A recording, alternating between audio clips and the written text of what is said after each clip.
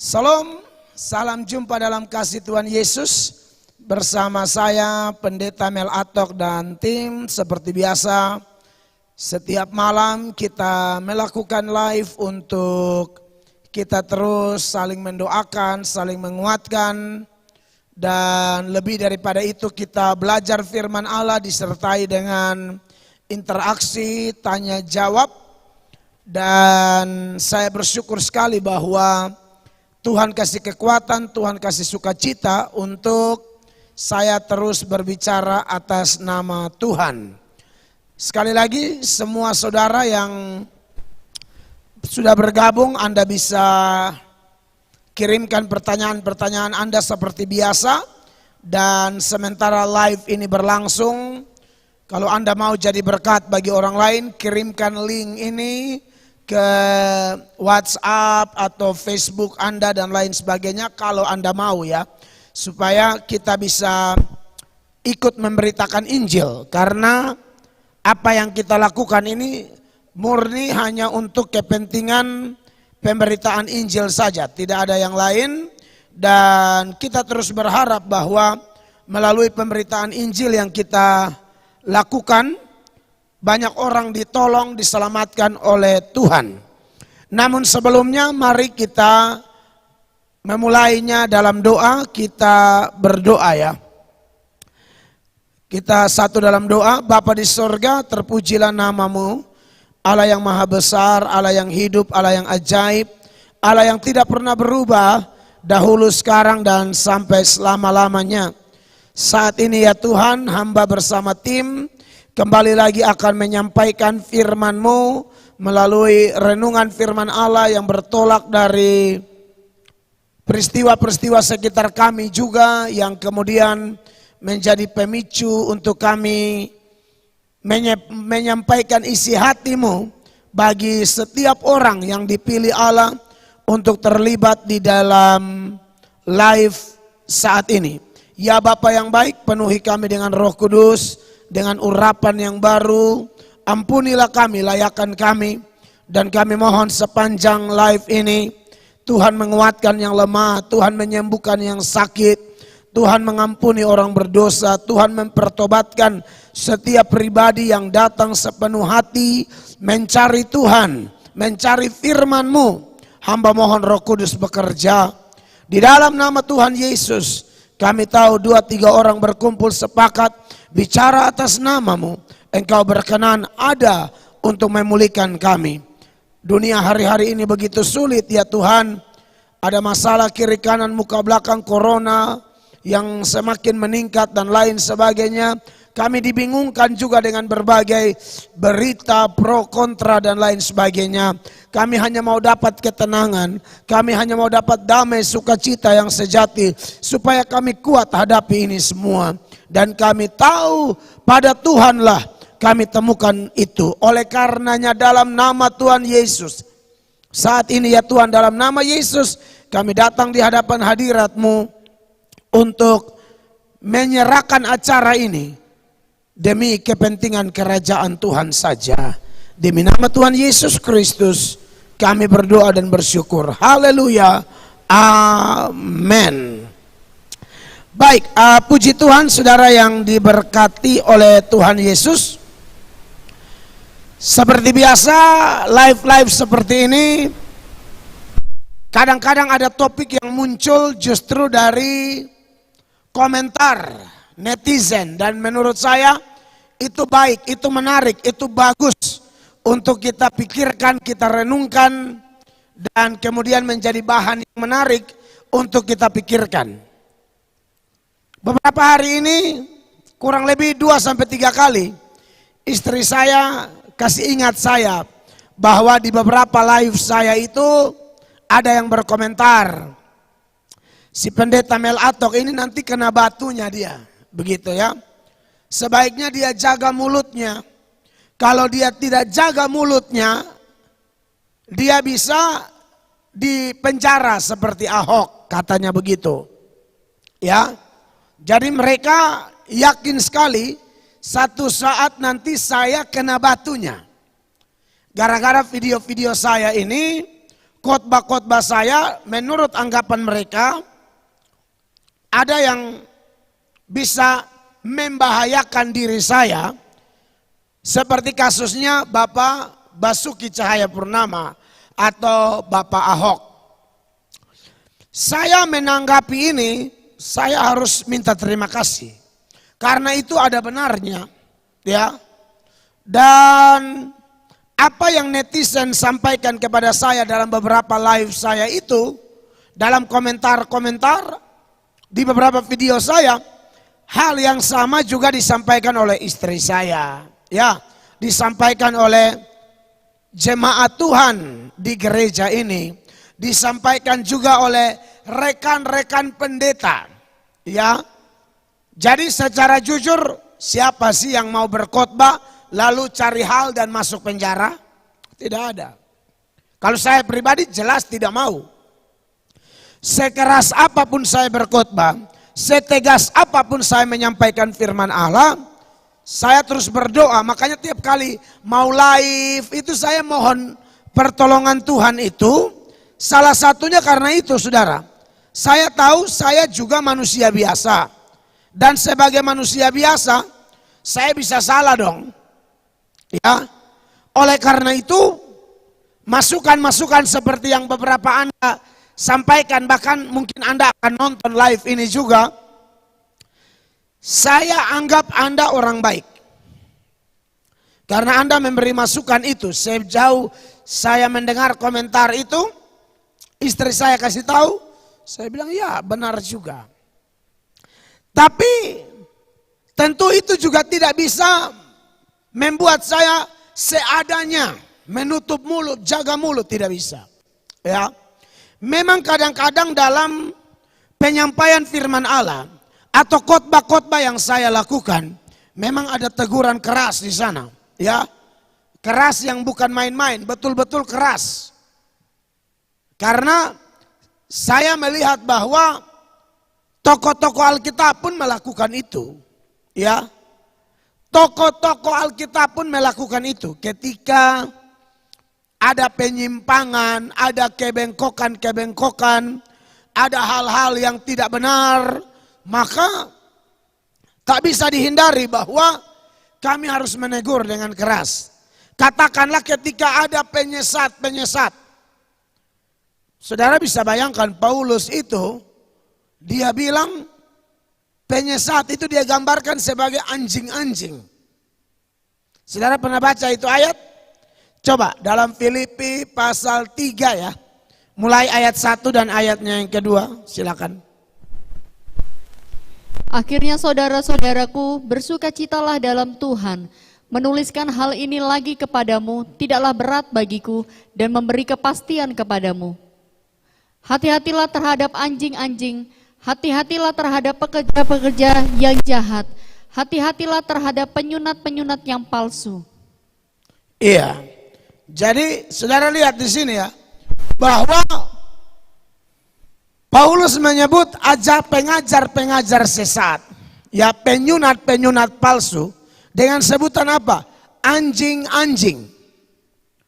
Memang ini, kalau orang bertanya kepada saya berpendapat ini bukan kata kotor. Ini bukan makian. Ini adalah sindiran yang sangat keras bagi orang yang membengkokkan firman Allah. Jadi kalau ada ide bilang jaga mulut, bagus. Tapi jangan pakai alasan jaga mulut sampai kelihatan kayak pengecut atau orang yang cari aman. Ini tidak dibenarkan, ya.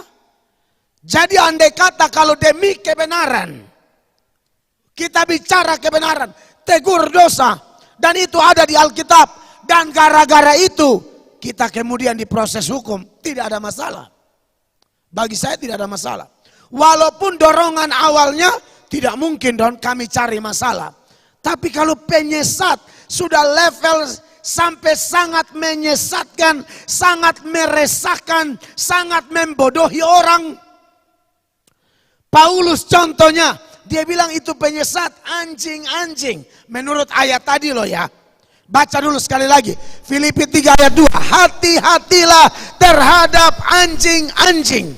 Saudara, yang Paulus maksud di sini bukan anjing, tapi orang yang Paulus lihat kok karakternya kayak anjing ya. Bukan cuma Paulus, Petrus juga mengatakan hal yang sama. Dalam 2 Petrus 2 ayat 22. Ya, silakan. Bagi mereka cocok apa yang dikatakan peribahasa yang benar ini. Anjing kembali lagi ke muntahnya dan babi yang mandi kembali lagi ke kubangannya. Saya yakin Paulus maupun Petrus ketika ngomong anjing, babi kayak begini, ini bukan makian seperti yang seada-adanya kata kotor karena jengkel orang, benci orang, lalu kita kasih naik status kata kotor. Saya pikir itu dosa dan bertentangan dengan firman Allah. Tapi kalau kata-kata keras karena ada penyesat, kalau ada kebiasaan hidup yang sebentar bertobat, sebentar main lumpur, sebentar bertobat, sebentar bikin dosa, sebentar menangis di gereja, sebentar lagi sudah bikin yang aneh-aneh. Petrus ngomong tadi, sekali lagi 2 Petrus 2 ayat 22 itu. Ya, baca dulu Ibu. Bagi mereka cocok apa yang dikatakan peribahasa yang benar ini. Ya. Anjing kembali lagi ke muntahnya dan babi yang mandi kembali lagi ke kubangannya. Iya. Bukan cuma Paulus, bukan cuma Petrus, bahkan Yesus sendiri mengatakan, kalau kamu beritakan Injil, lalu ternyata Injil itu tidak dipedulikan, Tuhan Yesus bilang, jangan buang mutiara kepada babi, jangan buang barang berharga kepada anjing. Saudara bisa bayangkan, yang Tuhan Yesus maksud di situ, orang, manusia yang karakternya sudah seperti binatang. Jadi kalau ada Anda kasih masukan, jaga mulut, saya akan jaga, tapi saya akan lihat firman Allah. Jaga sesuai firman, bukan jaga sesuai nasihat orang. Kalau nasihat orang itu sesuai firman, saya welcome. Tapi kalau nasihatmu karena engkau kurang belajar, engkau kurang paham firman Allah, lalu engkau menganggap seadanya kata-kata keras, itu pasti salah, itu pasti berdosa. Tunggu dulu. Waktu orang mengancam Yesus tentang Herodes, Yesus bilang, Herodes apa? Kasih tahu serigala itu. Keluar Lukas 13 ayat 31 dan 32. Silakan. Pada waktu itu datanglah beberapa orang Farisi dan berkata kepada Yesus, pergilah, tinggalkanlah tempat ini karena Herodes hendak membunuh engkau. Lalu apa Yesus bilang?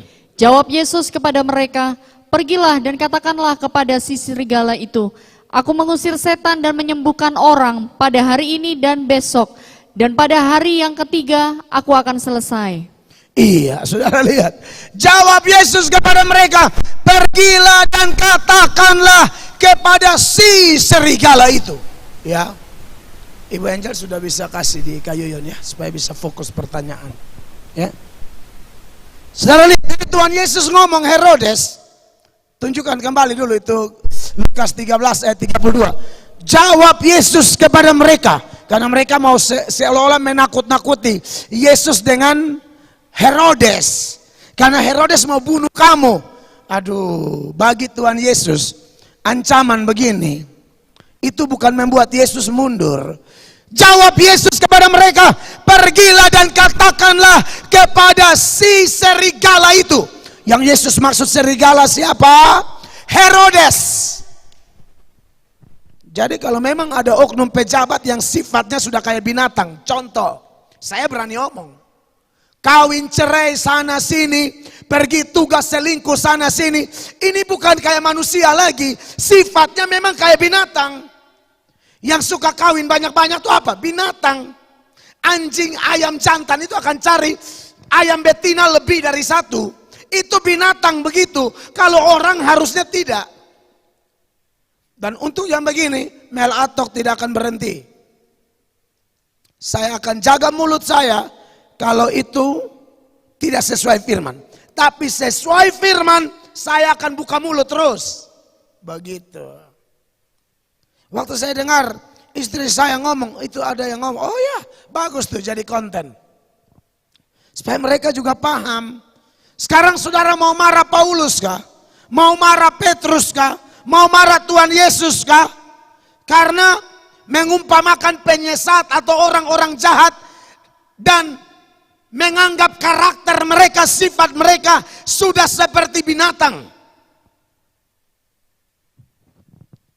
Waktu orang-orang Saduki, Farisi, Saduki, munafik mau datang dibaptis juga. Waktu Yohanes Pembaptis membaptis, maka apa kata Yohanes? Ya, Yohanes pasal 3, maksud saya Matius pasal 3 ayat 7. Saudara lihat betapa kerasnya Yohanes Pembaptis. Perhatikan.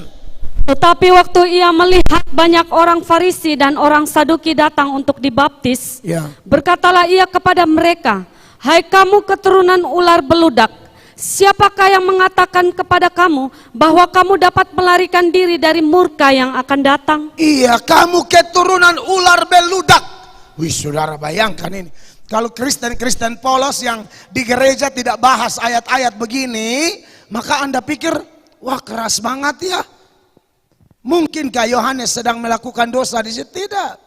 Itu teguran keras, sindiran keras. Sifatmu sudah kayak ular, penipu, munafik, omong kosong.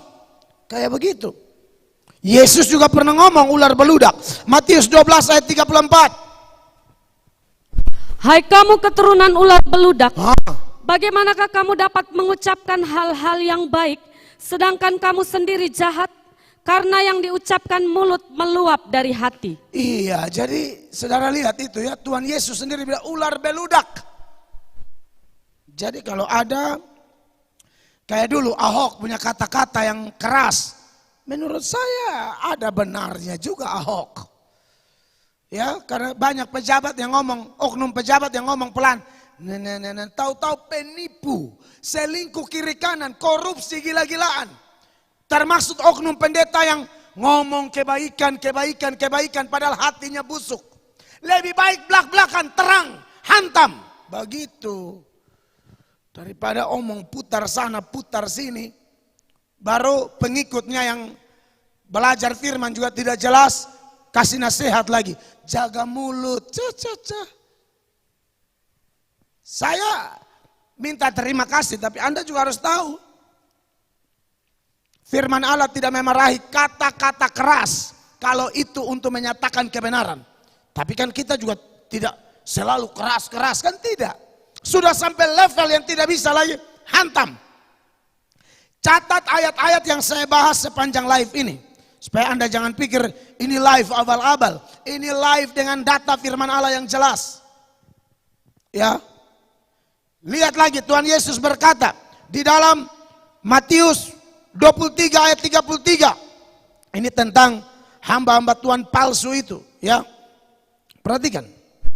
Hai kamu ular-ular, hai kamu keturunan ular beludak. Ya ampun. Bagaimanakah mungkin kamu dapat meluputkan diri dari hukuman neraka? Saudara lihat itu kan? Bagaimana itu? Ya. Satu kali Yesus khotbah, mereka tolak khotbah Yesus. Yesus bilang kalian ini keturunan setan. Bayangkan itu. Jadi kalau saudara tanya siapa idola saya? Tuhan Yesus. Paulus, Petrus, Yohanes. Mereka khotbah tidak main-main. Tidak pengkhotbah cari aman. Pokoknya penyesat kalian dipakai setan. Yang memutarbalikkan ayat, pembuat mujizat palsu yang tidak alkitabiah, kau dipakai setan. Ya, pendeta-pendeta perokok, pemabuk, Anda dipakai setan. Harus ngomong. Jadi yang kasih masukan ke saya, bukan saya tidak terima, tapi Anda mesti kasih masukan, harus lihat firman Allah. Nah saya lihat kelihatannya yang kasih masukan ini, golongan Kristen cari aman. Golongan Kristen yang tidak belajar Alkitab sungguh-sungguh, bahwa di Alkitab, jangankan Yohanes Pembaptis dan rasul-rasul, Tuhan Yesus saja lihat sudah berapa ayat Yesus bilang, ular beludak, serigala, anjing, babi.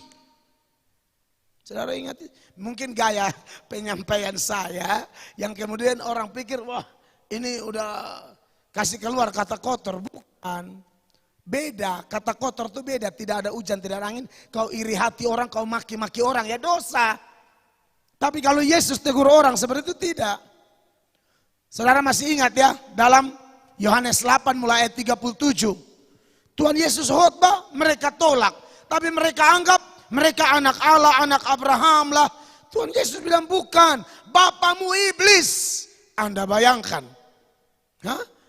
Kalau bapak iblis berarti kamu apa? Anak iblis. Tuhan Yesus yang ngomong. Jadi saya idola banget sama Tuhan Yesus. Jadi andai kata ya, gara-gara teguran-teguran keras itu, saya memang harus proses hukum, tidak ada masalah. Tidak ada masalah. Saya akan bicara kebenaran. Tuhan pasti kasih kekuatan buat saya. Pokoknya saya yang namanya penyesat, penipu-penipu, penjahat-penjahat, apalagi kau agama Kristen lagi tapi kamu bikin yang aneh-aneh, bikin malu nama Tuhan, harus hantam. Saul yang Samuel bilang Samuel mau datang, dia tunggu-tunggu Samuel.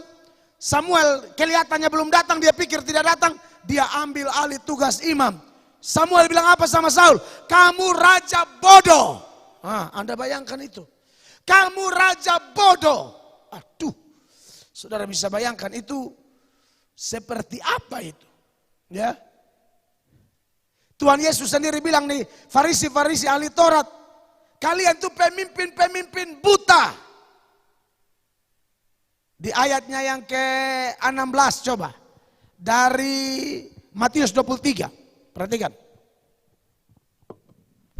Celakalah kamu, hai pemimpin-pemimpin buta, yang berkata bersumpah demi bait suci, sumpah itu tidak sah. Tetapi bersumpah demi emas bait suci, sumpah itu mengikat. Iya, lanjut 17. Hai kamu orang-orang bodoh dan orang-orang buta, Ya. apakah yang lebih penting, emas atau bait suci yang menguduskan emas itu? Lihat ini ayat 17. Hai kamu orang-orang bodoh dan orang-orang buta. Saudara perhatikan saya, ini Tuhan Yesus yang ngomong. Kepada siapa? Rohaniawan-rohaniawan yang berjubah agama tapi isi dalamnya busuk, tulang belulang, penjahat, penyesat, hanya menyusahkan orang, motivasi pelayanan mereka hanya harta, hanya uang, penipu-penipu itu anak-anak setan semua. Ya. Makanya di Yohanes 8 mulai ayat 37 itu orang Yahudi banyak-banyak pun Yesus hantam. Kalian turunan setan semua. Coba kita lihat ayat-ayatnya. Mulai ayat 37. Aku tahu bahwa kamu adalah keturunan Abraham, tetapi kamu berusaha untuk membunuh aku karena firmanku tidak beroleh tempat di dalam kamu. Ya. Terus. Apa yang kulihat pada Bapa, itulah yang kukatakan. Amin. Dan demikian juga kamu perbuat tentang apa yang kamu dengar dari bapamu. Ya. Jawab mereka kepadanya, Bapa kami ialah Abraham. Kata Yesus kepada mereka, jikalau sekiranya kamu anak-anak Abraham, tentulah kamu mengerjakan pekerjaan yang dikerjakan oleh Abraham. Ya, 40. Tetapi yang kamu kerjakan ialah berusaha membunuh aku. Aku seorang yang mengatakan kebenaran kepadamu, yaitu kebenaran yang kudengar dari Allah. Pekerjaan yang demikian tidak dikerjakan oleh Abraham. 41. Kamu mengerjakan pekerjaan bapamu sendiri. Iya, Yesus sudah mengarahkan mereka. Siapa Bapa yang dimaksud di sini ya? Terus jawab mereka. Jawab mereka, kami tidak dilahirkan dari zina. Bapa kami satu, yaitu Allah. Wah, percaya diri banget. Bapaknya Allah, padahal anti terhadap kebenaran. Termasuk kebenaran yang keras. 42. Kata Yesus kepada mereka, Ya. jikalau Allah ialah Bapamu, kamu akan mengasihi aku, sebab aku keluar dan datang dari Allah. Dan aku datang bukan atas kehendakku sendiri, melainkan dialah yang mengutus Iya, aku. makanya mencurigakan sekali. Bapamu Allah tapi modelmu kayak begitu. 43. Apakah sebabnya kamu tidak mengerti bahasaku? Ya. Sebab kamu tidak dapat menangkap firmanku. Nah, kebanyakan yang saya lihat, saya live komentar banyak-banyak. Tapi saya mayoritas yang mengerti firman, yang ikut live saya dia paham. Tapi minta maaf, saya harus omong. Yang bodoh-bodoh secara rohani. Sok komentar kayak ngerti-ngerti. Jaga mulut, tutup mulut, bla bla bla. Minta maaf saudara, saya harus ngomong, Anda punya pemahamannya parah sekali. Kami melakukan live ini supaya kita sama-sama dilengkapi. Ini bukan sombong rohani, ini bukan pamer ilmu. Ini desakan karena ini zaman akhir. Maka kita harus memutuskan untuk dewasa. Menjadi tua itu pasti, menjadi dewasa itu pilihan. Yesus khotbah mereka tolak. Mereka mau bunuh Yesus. Menolak firman Allah. Yesus bilang iya, karena firmanku tidak mendapat tempat di dalam kamu. Baca lagi ayat 43 sekali lagi, perhatikan. Apakah sebabnya kamu tidak mengerti bahasaku? Ya. Sebab kamu tidak dapat menangkap firmanku. Penyebabnya apa? Ini goalnya 44. Iblislah yang menjadi bapamu. Itu dia. Dan kamu ingin melakukan keinginan-keinginan bapamu. Ia adalah pembunuh manusia sejak semula dan tidak hidup dalam kebenaran. Ya. Sebab di dalam dia tidak ada kebenaran. Betul. Apabila ia berkata dusta, ia berkata atas kehendaknya sendiri. Sebab ia adalah pendusta dan bapa segala dusta. Iya, jadi saudara-saudara, memang tidak bisa. Ada yang pernah nasihati saya. Pak Mel mungkin agak lembut aja kali, nggak usah keras-keras. Loh. Saya lihat orang ini, saya bilang, oh saya tidak akan ikut nasihatmu. Apalagi zaman sekarang ini kita khotbah pelan-pelan, tidak bisa. Sudah terlalu lama orang khotbah pelan-pelan dan orang bukannya bertobat, orang tambah main-main dengan dosa. Kadang-kadang kita khotbah keras saja masih ada yang kepala batu. Seorang bapak selalu tiap malam minggu pasti pergi ke night club. Ke pub, night club. Mulai melakukan dosa di sana, minum, mabok, berzina, padahal ada istri dan anak. Tapi hari Minggu tetap ke gereja.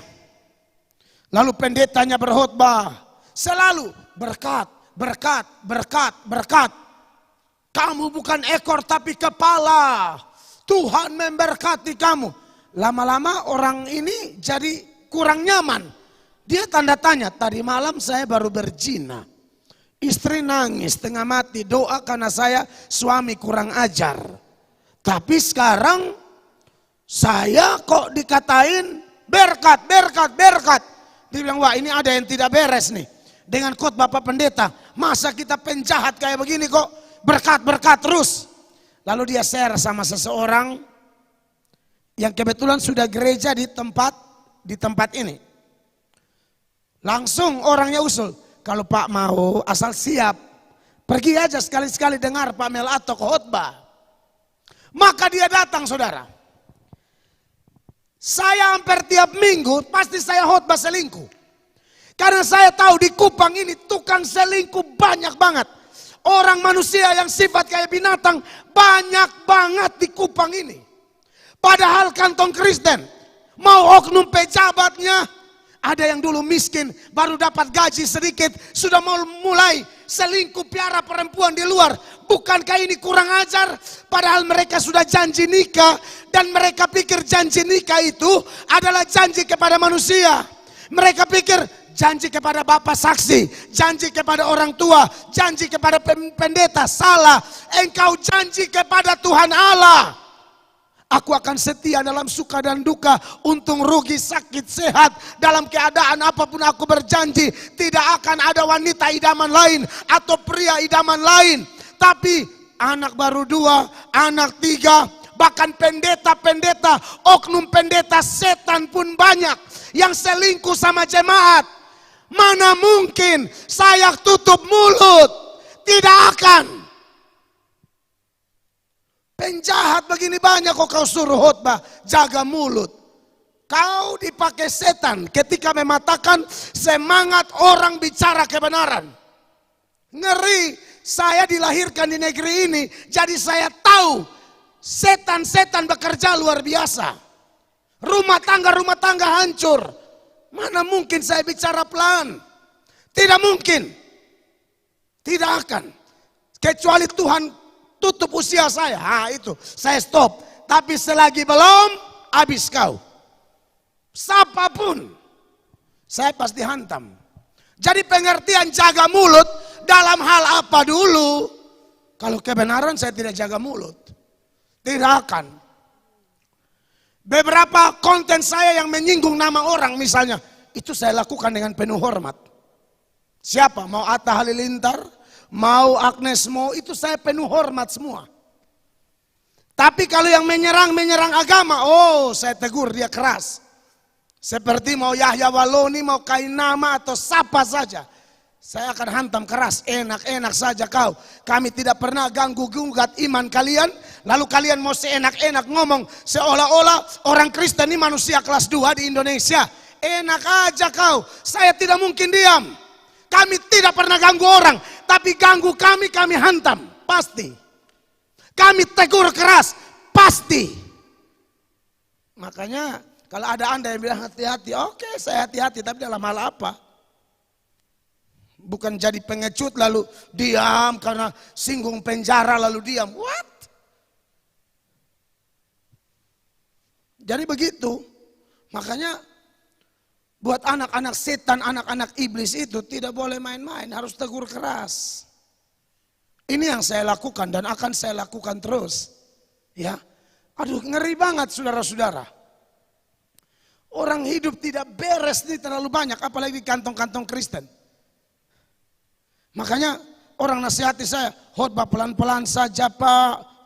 Kau sembarang saja. Kau pikir saya khotbah keras-keras jadi saya benci.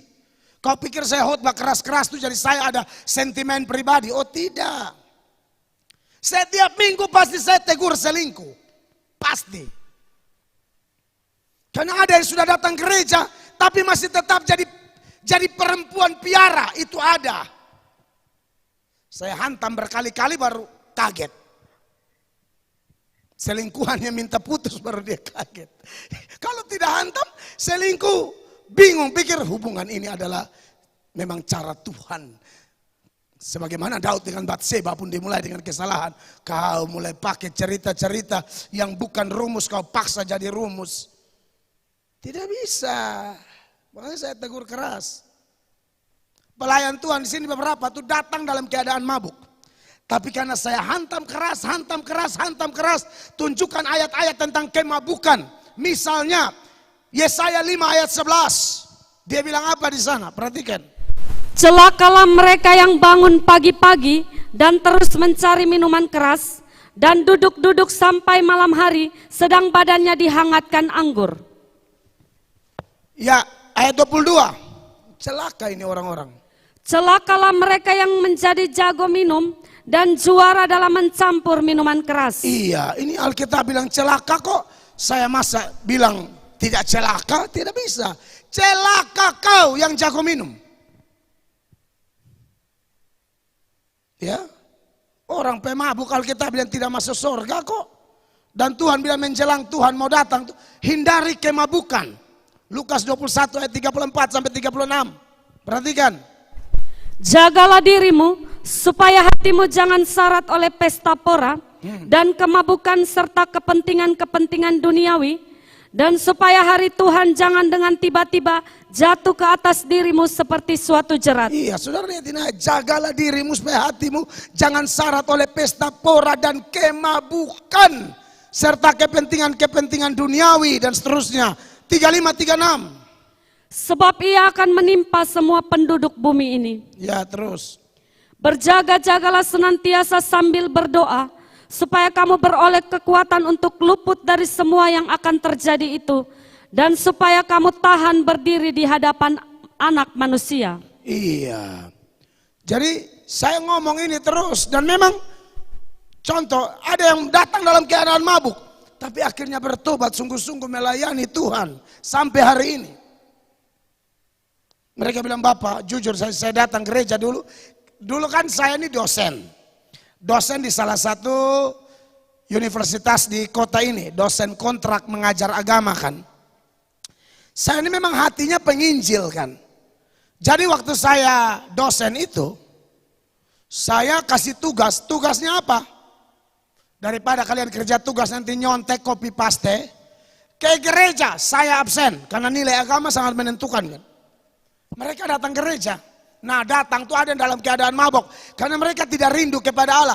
Hanya karena mau dapat nilai. Tapi waktu masuk duduk saya khotbah. Khotbah keras karena saya lihat ini jiwa-jiwa sudah datang. Jangan khotbah main-main gila lagi, hantam. Tegur dosa, kasih tahu akibat dosa apa, solusinya apa. Ya, jadi pedang bermata dua. Ada sisi menghajar, tapi ada sisi membalut atau memberi solusi. Itulah firman. Hantam, hantam, hantam, hantam, hantam. Beberapa bapak akhirnya berhenti mabok, beberapa bapak berhenti merokok. Ya, beberapa saudara di sini akhirnya putus dengan selingkuhnya. Ya, waduh, segala macam. Luar biasa. Itu gara-gara apa? Firman itu seperti palu atau seperti api. Yeremia pasal 23 ayat 29. Perhatikan. Ya. Bukankah firmanku seperti api? Demikianlah firman Tuhan. Dan seperti palu yang menghancurkan bukit batu. Jadi bukit-bukit batu yang datang itu, kepala-kepala batu yang datang. Apalagi kami orang timur ini NTT, Kota Kupang, aduh kepala keras semua. Tidak bisa khotbah pelan. Jadi kalau Anda yang datang kasih masukan, jaga mulut. Kau pun mulut yang jaga. Kau jaga mulutmu kalau kasih komentar. Enak-enak saja, kau tidak tahu beban saya sebagai pendeta, kau tidak mengerti panggilan saya seperti apa. Datang-datang ngomong, jaga mulut. Yesus Tuhan mengampuni kamu supaya kamu tahu ya. Enak aja. Datang-datang jaga mulut, jaga mulut. Lu jaga lu mulut sendiri. Kau omong-omong jaga mulut apaan? Saya tidak akan jaga mulut demi kebenaran. Enak-enak saja jaga mulut. Ya, jadi kekasih Tuhan, ini penting. Firman Allah itu kebenaran, hantam-hantam betul. Saya tidak bisa jaga perasaan manusia, karena kalau saya jaga perasaan manusia, saya bukan hamba Tuhan Yesus. Jangan lupa ayat ini lagi, bagaimana Paulus menegur keras jemaat di Galatia yang berbalik dari Injil yang benar dan mengikuti Injil-Injil palsu. Galatia pasal 1 ayat 6 sampai ayat 10. Perhatikan. Aku heran bahwa kamu begitu lekas berbalik daripada Dia yang oleh kasih karunia Kristus telah memanggil kamu dan mengikuti suatu Injil lain. Ya. Yang sebenarnya bukan Injil. Hanya ada orang yang mengacaukan kamu dan yang bermaksud untuk memutarbalikkan Injil Kristus. Ya.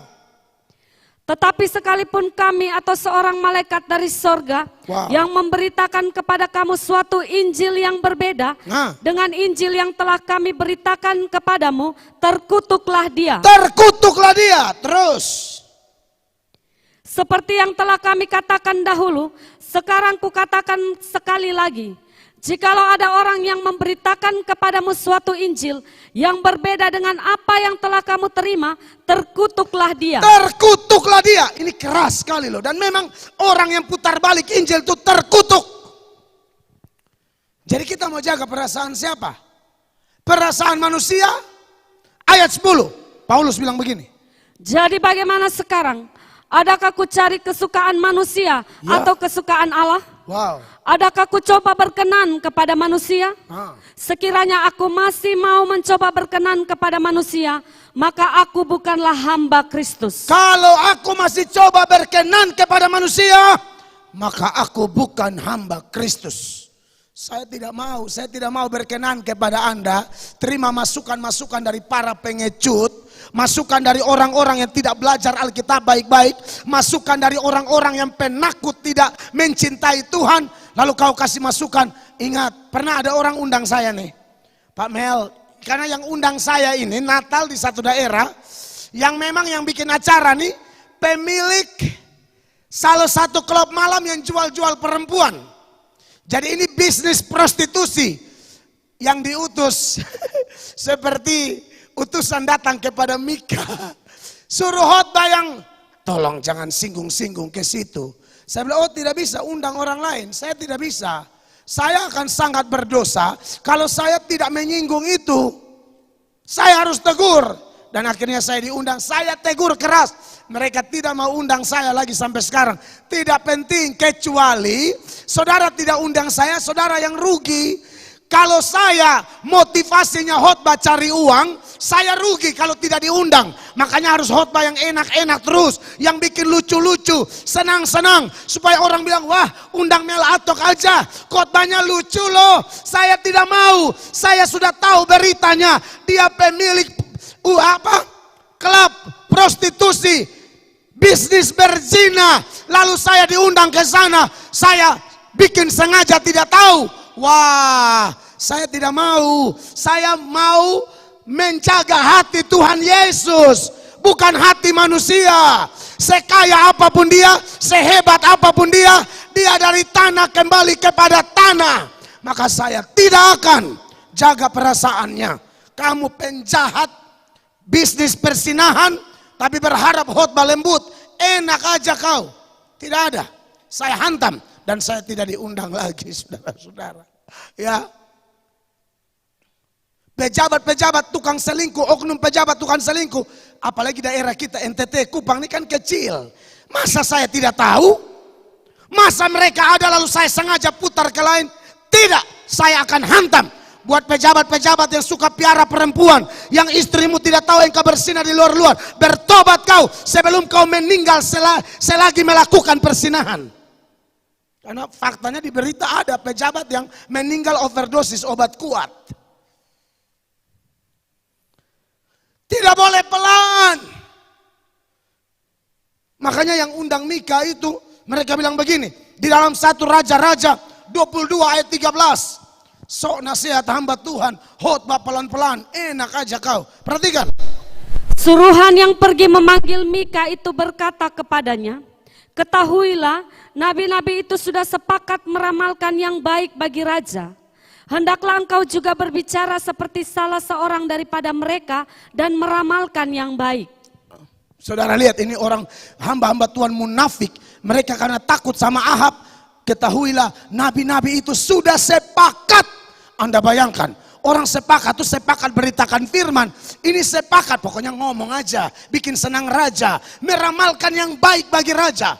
Hendaklah engkau juga berbicara seperti salah seorang dari mereka dan meramalkan yang baik. Tapi Mika bilang apa di ayat 14? Tetapi Mika menjawab, demi Tuhan yang hidup, yes, sesungguhnya apa yang akan difirmankan Tuhan kepadaku, itulah yang akan kukatakan. Iya, enak aja ikut nasihat-nasihat. Makanya orang yang mau nasihat, kau pikir baru nasihat.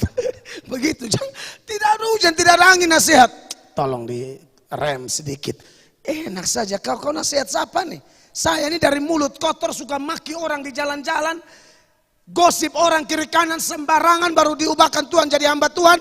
Dulu aja yang omong sembarang saya berani kok, apalagi omong firman. Tidak bisa ada rem-rem, hantam betul-betul. Ya, sebab saudara tahu kan tuntutan kami hamba Allah.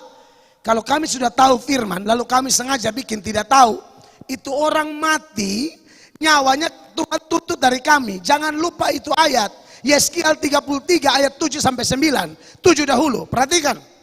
Dan engkau anak manusia, aku menetapkan engkau menjadi penjaga bagi kaum Israel. Ya. Bila mana engkau mendengar sesuatu firman daripadaku, peringatkanlah mereka demi namaku. Betul. 8. Kalau aku berfirman kepada orang jahat, hai orang jahat, engkau pasti mati. Dan engkau tidak berkata apa-apa untuk memperingatkan orang jahat itu, supaya bertobat dari hidupnya. Orang jahat itu akan mati dalam kesalahannya, tetapi aku akan menuntut pertanggungan jawab atas nyawanya daripadamu. Ini masalahnya. Tetapi aku akan menuntut pertanggungan jawab atas nyawanya daripadamu. Ampun deh, buat apa saya harus jadi korban?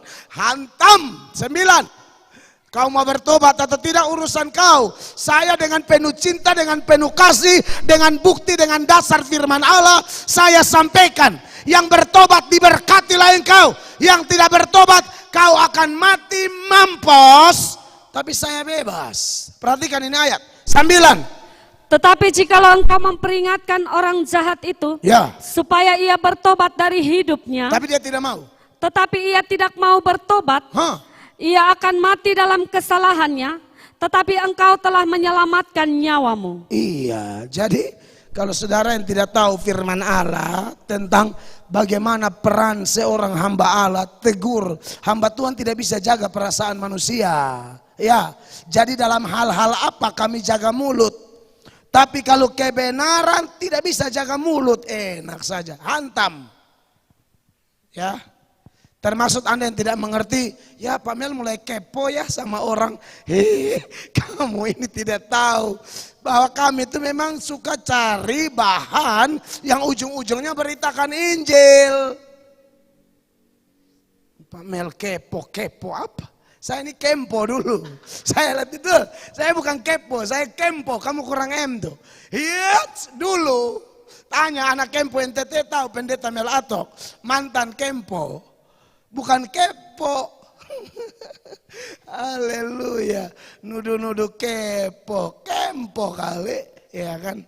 Nah jadi maksud saya buat anak-anak kempo, buat anak-anak kempo, buat kawan-kawan yang mengikuti live ini, saya tidak akan jaga mulut kalau kebenaran.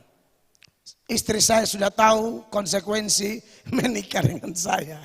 Beliau sudah tahu dan beliau mungkin ada nonton dan dia sedang menaikkan doa jaga mulut suami hamba. Ya harus, memang itu harus supaya tetap yang keras tapi kebenaran, bukan ngawur gitu kan. Keras tapi ada dasar, bukan membabi buta begitu. Itu istri baik. Itu that's why Tuhan kirimkan dia buat saya gitu loh. Ya, dan semua kawan-kawan di gereja ini nasihat mereka luar biasa. Pemimpin-pemimpin saya di sinode saya dia bilang, Pak Mel tegur keras, tapi tetap jaga yang ini ya Pak Mel, siap hormat diberi. Tapi kalau dosa Pak Mel hantam, amin. Jadi tidak bisa jaga-jaga perasaan, tidak bisa. Saya bahkan keluarga saya sendiri, kalau mulai bikin aneh-aneh, mereka ada duduk di muka saya khotbah, pasti saya tegur. Keluarga saya sudah tahu. Mereka sudah tahu, kalau saudara-saudara saya nonton, mereka sudah tahu. Tidak ada kompromi, tidak ada. Saudara-saudara kandung saya juga tahu. Almarhum dan almarhumah papa mama saya waktu masih hidup, mereka tahu. Saya sudah ngomong, papa mama, kalau saya lagi khotbah, itu sapu rata ya, jadi tolong diterima. Begitu, jangan bilang, aduh anak kami mulai gila, bukan. Ini lebih kepada ikut teladan-teladan siapa? Rasul-rasul, nabi-nabi, Tuhan Yesus sendiri. Ya, makanya Tuhan Yesus kalau pelayanan itu, saudara-saudaranya sampai bilang, Yesus ini gila. Yesus pernah dikatain gila, kan saudara sudah tahu itu. Tapi Tuhan Yesus tetap tidak peduli, pelayanan terus. Gara-gara kebenaran Yesus dikatain gila, tetap pelayanan, ya. Dan memang kadang-kadang ada yang bilang, ada yang tegur saya, Pak Mel, iya khotbah, tapi kata, hei kurang ajar itu jangan Pak Mel. Kok jangan? Kenapa jangan? Memang kurang ajar. Alkitab aja ngomong begitu. Buat orang-orang yang ditegur, tidak mau bertobat, Allah serahkan dia kepada pikirannya, kesesatannya sendiri, Allah lepas tangan, dan dia mulai bikin dosa macam-macam. Salah satunya jadi kurang ajar. Ini kelihatan di Roma pasal 1 mulai ayat 28. Ya, perhatikan sampai ayat 32. Silakan. Dan karena mereka tidak merasa perlu untuk mengakui Allah, maka Allah menyerahkan mereka kepada pikiran-pikiran yang terkutuk, sehingga mereka melakukan apa yang tidak pantas.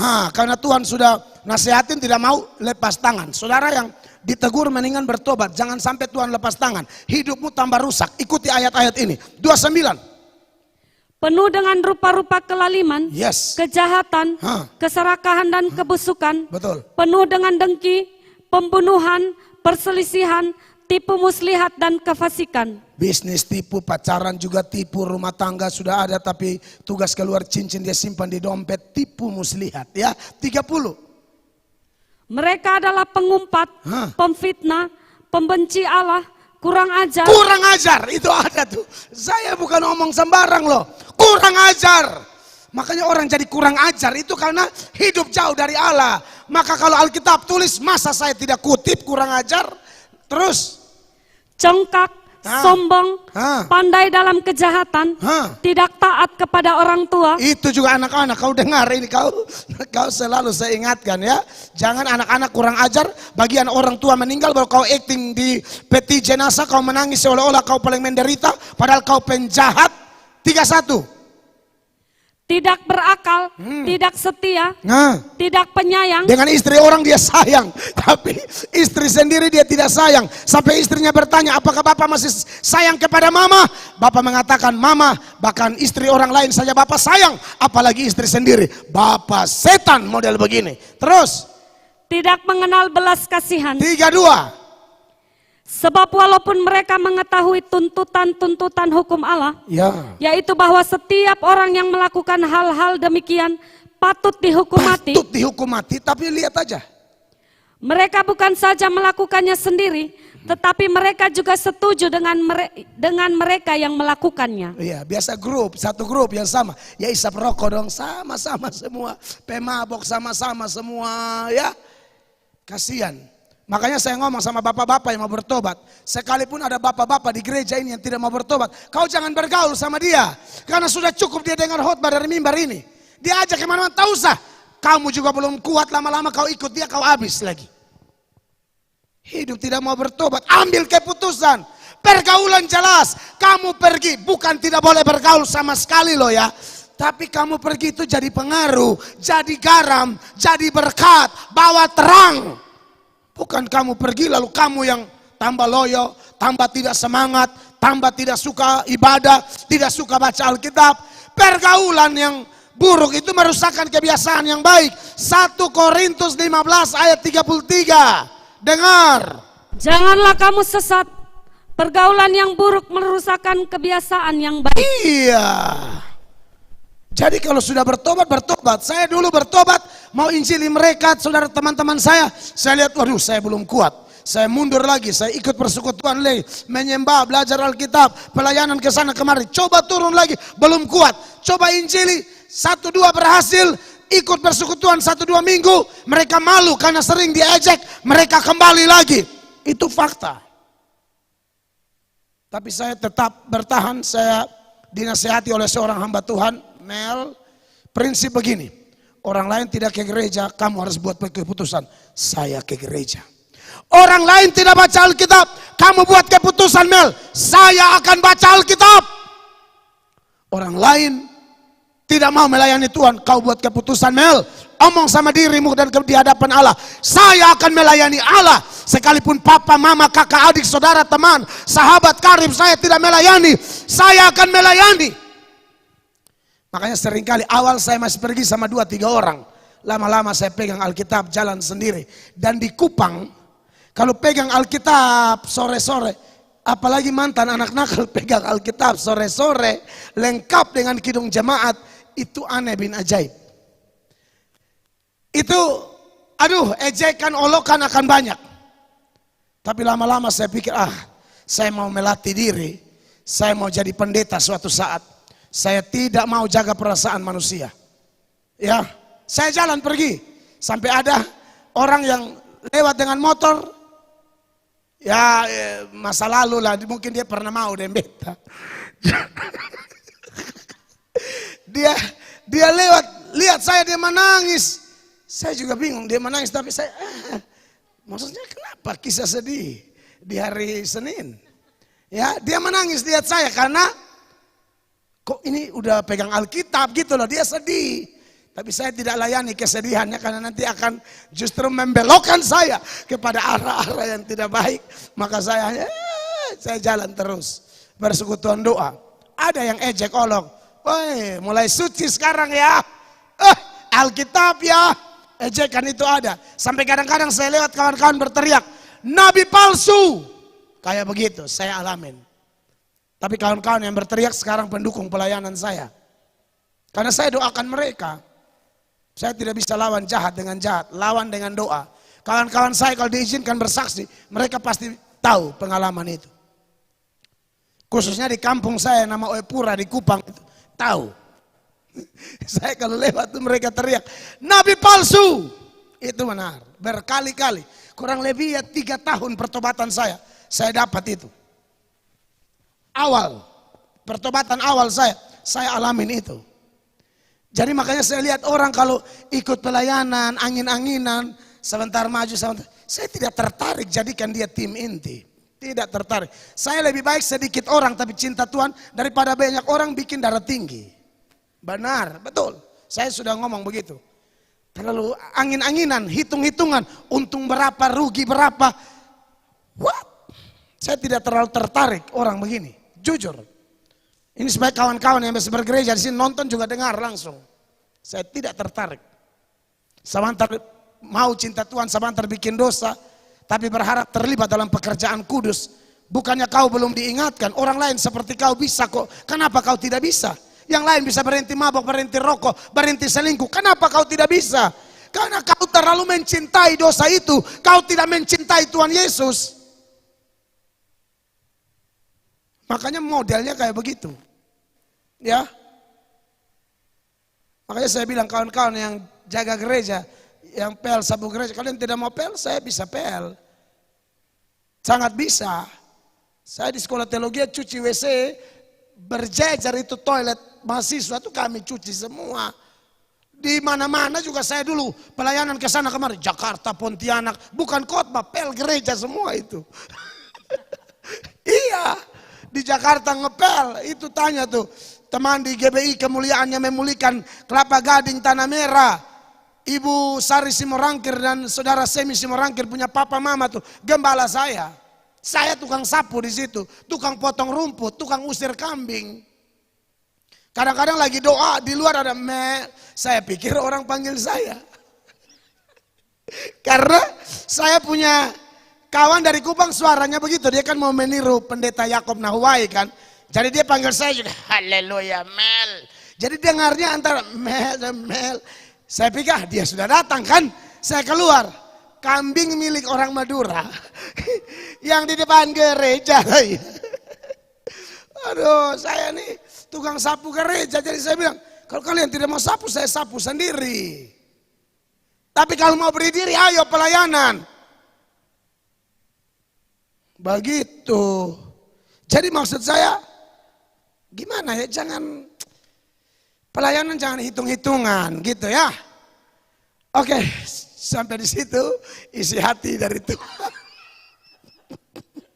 Haleluya. Firman Allah ya. Sekarang tanya jawab nih, silakan. Oke, saya beri kesempatan. Baik, kita masuk dalam sesi tanya jawab. Yang pertama dari Cornelius. Shalom Bapak Pendeta. Shalom saudara. Bagaimana cara belajar untuk menghafal firman Tuhan? Terima kasih.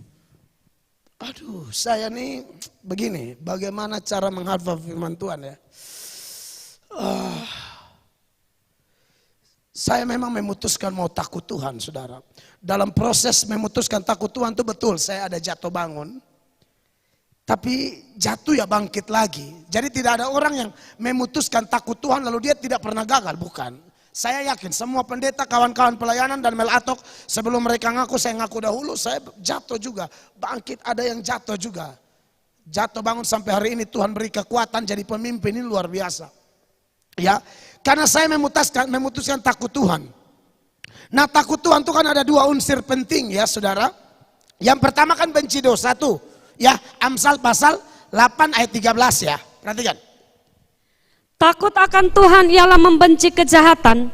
Aku benci kepada kesombongan, kecongkakan, tingkah laku yang jahat, dan mulut penuh tipu muslihat. Iya, jadi kalau orang mau ukur dia takut Tuhan, sejauh mana dia membenci kejahatan. Ya, Anda jabarkan sendiri kejahatannya seperti apa ya. Yang seperti saya sudah bicara hampir 1 jam, ini kurang lebih itu. Ya dosa-dosa itu harus tolak. Dan unsur yang kedua, bukan hanya kebencian terhadap dosa, tapi ada kesukaan. Kesukaan terhadap apa? Terhadap firman. Makanya dalam Mazmur 112 ayat 1 dikatakan demikian.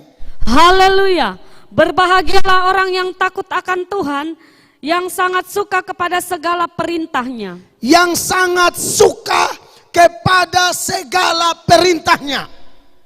Ya, jadi memang karena saya suka firman, saya suka dengar orang khotbah. Sampai hari ini, saya ini pengkhotbah, tapi saya masih sempatkan waktu tiap hari nonton kawan-kawan pendeta lain punya khotbah. Saya tidak mau sombong, seolah-olah saya sudah tahu semua. Makanya saya tambah ilmu, saya tambah hafal ayat, karena saya suka. Dan saya yakin Roh Kudus bekerja, sehingga waktu kita baca tuh melekat di otak, di hati. Walaupun masih banyak yang saya belum hafal, tapi minimal yang mendasar-mendasar, yang doktrin-doktrin sama yang praktis-praktis itu, saya puji Tuhan Roh Kudus membuat saya hafal banyak karena saya menyukainya. Jadi saya pikir memang kita harus takut Tuhan. Kalau tidak, kita tidak bisa, firman tidak bisa menguasai pikiran kita. Kita harus banyak-banyak baca Alkitab. Makanya di dalam Mazmur 1 mulai ayat 1 dan seterusnya dia bilang begini, perhatikan. Berbahagialah orang yang tidak berjalan menurut nasihat orang fasik, Ya, yang tidak berdiri di jalan orang berdosa, ya, dan yang tidak duduk dalam kumpulan pencemooh. mantap. Berarti itu benci dosa. Sama pengertiannya ya, unsur benci dosa ya. Ayat 2. Tetapi yang kesukaannya ialah Taurat Wow. Tuhan, dan yang merenungkan Taurat itu siang dan malam. Iya, saya membaca merenungkan siang dan malam. Tiap hari saya melakukannya. Bagaimana pendeta? Lalu begini ya. Pendeta kalau sudah tidak baca Alkitab, pendeta pun manusia. Takutnya pikiran kotor masuk di hidup kita. Tuhan waktu memberikan estafet kepemimpinan dari Musa kepada Yosua, salah satu yang Tuhan tekankan adalah ini, renungkan firman Allah. Yosua 1 mulai ayat 7 sampai ayat 9 deh, perhatikan. Hanya kuatkan dan teguhkanlah hatimu dengan Yes. sungguh-sungguh. Ya. Bertindaklah hati-hati sesuai dengan seluruh hukum yang telah diperintahkan kepadamu oleh hambaku Musa. Betul. 8. Janganlah menyimpang ke kanan atau ke kiri, supaya engkau beruntung kemanapun engkau pergi. Ya, 8. Janganlah engkau lupa memperkatakan kitab Taurat ini, tetapi renungkanlah itu siang dan malam, supaya engkau bertindak hati-hati sesuai dengan segala yang tertulis di dalamnya. Amin. Sebab dengan demikian, perjalananmu akan berhasil dan engkau akan beruntung. Saudara lihat ayat 8. Janganlah engkau lupa memperkatakan kitab Taurat ini, tetapi renungkanlah itu siang dan malam. Perhatikan saya. Jadi untuk kita bisa memperkatakan firman, kita harus renungkan firman. Saudara kalau kebanyakan nonton sinetron, Anda tanpa disuruh pun, dimanapun kalau ada film kesukaan, Anda akan memperkatakan itu. Kayak baru-baru misalnya bola, ya. Sebenarnya itu tidak dosa, ini hanya contoh saja. Bahwa apa yang Anda sukai, Anda akan omong itu. Betul ya? Waduh, saya suka banget nih sama Prancis. Prancis di Paris sana, bukan. Peranakan Cina sabu. Ya. Atau saudara suka apa? UFC, MMA. Yang One, yang Indonesia punya. Theodore Ginting baru-baru tuh nonton ya. Contohnya itu, orang akan omong itu terus. Nah saya ini, itu juga yang lain-lain itu, kalaupun harus suka itu, mereka tidak boleh melebihi kesukaan saya kepada firman. Sehingga saya bisa memperkatakan itu, cerita itu. Maka saya harus baca firman siang dan malam. Ya, makanya Timotius itu ditugaskan beritakan firman ya. Tapi Paulus bilang begini sama dia. Dalam 1 Timotius 4 ayat 13. Paulus bilang begini. Sementara itu, sampai aku datang bertekunlah dalam membaca kitab-kitab suci, Betul. dalam membangun dan dalam mengajar. Iya, karena dia ditugaskan untuk khotbah. Jadi bertekun baca kitab suci. Bertekun. Jadi saudara kalau mau hafal banyak ayat, tolong suka firman, minta Roh Kudus. Tuhan beri hamba hati yang suka firman, benci dosa suka firman. Benci dosa suka firman. Aduh, hidup Anda lebih tenang. Godaan masih tetap ada, tapi firman menangkalnya. Sehingga kita berkemenangan. Ya. Bahkan dari kecil, Timotius itu sudah menyukai Alkitab karena peran dari omanya dan mamanya, Lois dan Eunike. Makanya di dalam 2 Timotius 3 mulai ayat 14, Paulus bilang begini.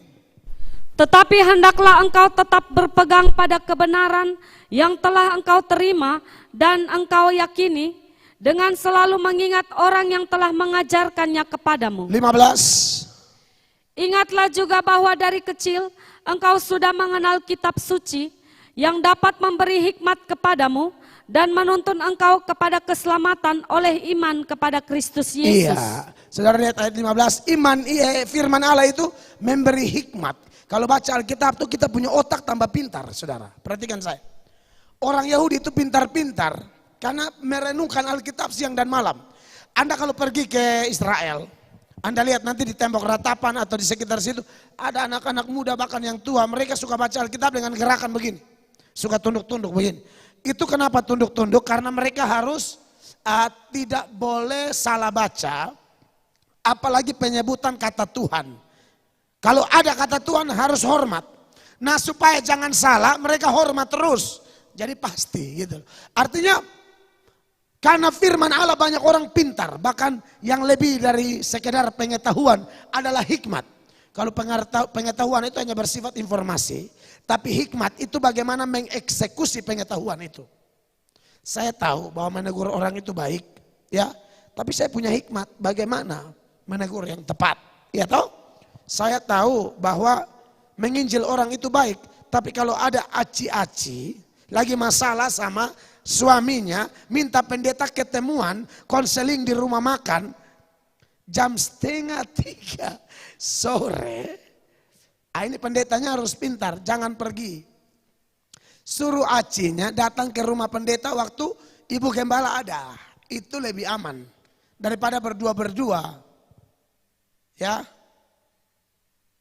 Takutnya Aci lihat-lihat kumis Pak Pendeta. Aci bilang, wah ini bukan buaya nih, lele nih. Ya kan? Kalau buaya kan tidak setia, kalau lele dipertahankan. Ya kan? Nah itu bahaya. Aduh, Yesus. Ini bahaya. Makanya saya memutuskan untuk yang begini-begini jangan gila dong, jangan cari hal dong. Saya tidak mau ya. Jadi itu jawaban saya ya, saudaraku ya. Next. Berikutnya dari Keana. Shalom Bapak Pendeta, saya Protestan, istri Katolik, menikah 2 tahun lalu. Awalnya istri saya akan mengikuti saya, tetapi orang tuanya tidak mengizinkan. Dia berjanji setelah menikah nanti akan mengikuti saya. Orang tuanya pun berjanji. Anak kami nanti dibaptis Protestan, tetapi orang tua saya tidak setuju kalau nikah beda agama. Tetapi karena percaya janji-janji itu, saya pun tetap ingin menikah beda agama. Namun setelah menikah saat saya akan baptiskan anak saya, mereka mengingkari janji mereka. Saya tetap bersikeras akan membaptiskan anak saya secara Protestan. Tetapi istri saya pergi meninggalkan saya membawa anak saya. Beberapa kali saya pergi untuk menjemput kembali, dia tidak mau. Sudah 2 tahun masalah ini, bagaimana jika mereka membaptiskan anak saya bukan Protestan?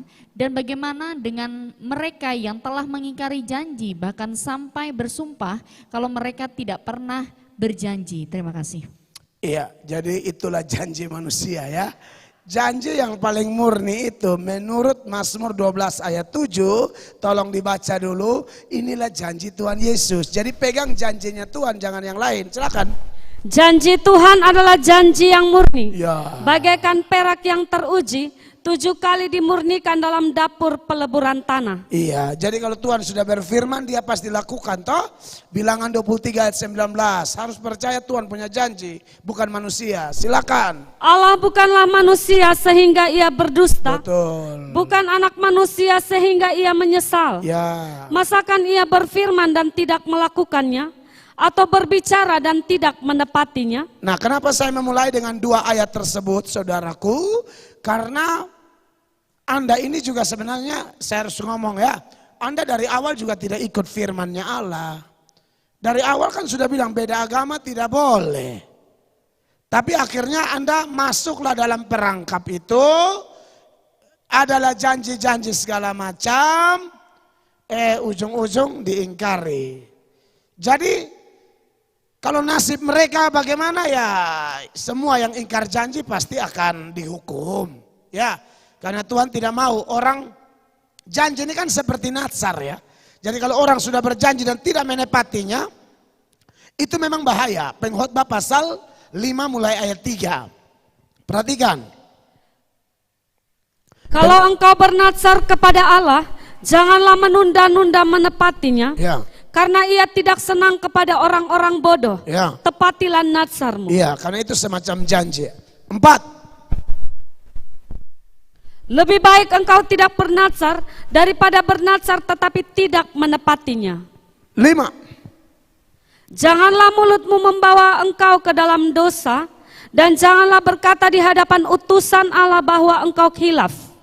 Apakah perlu Allah menjadi murka atas ucapan-ucapanmu dan merusakkan pekerjaan tanganmu? Alasan hilaf saja itu Tuhan marah. Apalagi sampai sudah berjanji tapi bilang aku tidak berjanji. Oh, itu lebih parah. Tapi buat Anda sendiri juga Anda harus mengaku dosa di hadapan Allah. Karena ya saudara sudah start awalnya menurut saya. Tetap apapun alasannya, beda agama yang dipaksakan tanpa ada pertobatan lebih dahulu baru kita pacaran dan menikah, itu akan rusak ya. Tapi semua orang yang berjanji dan menipu pasti akan kena konsekuensinya. Ingat, Anda punya urusan, berdoa saja, minta Tuhan ampuni. Sebab pembalasan bukan hak Anda ya, pembalasan hak Tuhan. Ya, next, perhatikan. Berikutnya dari Situmorang. Ya. Shalom Bapak Pendeta. Shalom. Mohon penjelasan dalam Lukas 13 ayat 24. Dan yang kedua, siapakah Melkisedek itu? Terima kasih.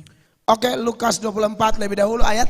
Lukas 13 ayat 24. Oh, 13 ayat 24, silakan. Jawab Yesus kepada orang-orang di situ, Ya. berjuanglah untuk masuk melalui pintu yang sesak itu. Ya. Sebab aku berkata kepadamu, banyak orang akan berusaha untuk masuk, tetapi tidak akan dapat. Ya, jadi ini ayat sebenarnya pengertiannya bahwa memang melayani Tuhan, hidup benar itu seperti jalan yang sesak. Karena memang jelas bahwa banyak orang lebih suka jalan yang lebar, jalan yang dosa, menyenangkan manusia, menyenangkan setan dan menyakiti Tuhan, itu paling banyak. Ini senada dengan Matius 7 ya, ayat 13 coba. Matius 7 ayat 13 ya kalau tidak salah ya. Coba. Masuklah melalui pintu yang sesak itu, karena lebarlah pintu dan luaslah jalan yang menuju kepada kebinasaan, dan banyak orang yang masuk melaluinya. Ya, dua ayat itu senada ya, bahwa jalan menuju kebinasaan tuh enak-enak aja, karena setan tuh begitu cara kerjanya. Dia menawarkan yang indah-indah tapi ujung-ujung kematian. Kalau Tuhan cara kerjanya beda. Tuhan izinkan kita mengalami kesakitan, proses, pemurnian, pembentukan, tapi happy ending. Endingnya bahagia, menyenangkan. Contoh seperti Yusuf, di penjara, difitnah, ya, jadi budak, difitnah, di penjara, lalu sudah bantu itu kepala juru minum juga, tapi dia lupa sampai 2 tahun, lalu kemudian Tuhan bukakan, ingat, baru proses, total 13 tahun Tuhan proses. Daud juga begitu, ya, dan Yesus sendiri mengatakan, siapa yang ikut aku harus pikul salib. Semua orang Kristen diingatkan, kepada kamu itu dikaruniakan bukan saja percaya, tapi menderita. Filipi 1 ayat 29. Perhatikan.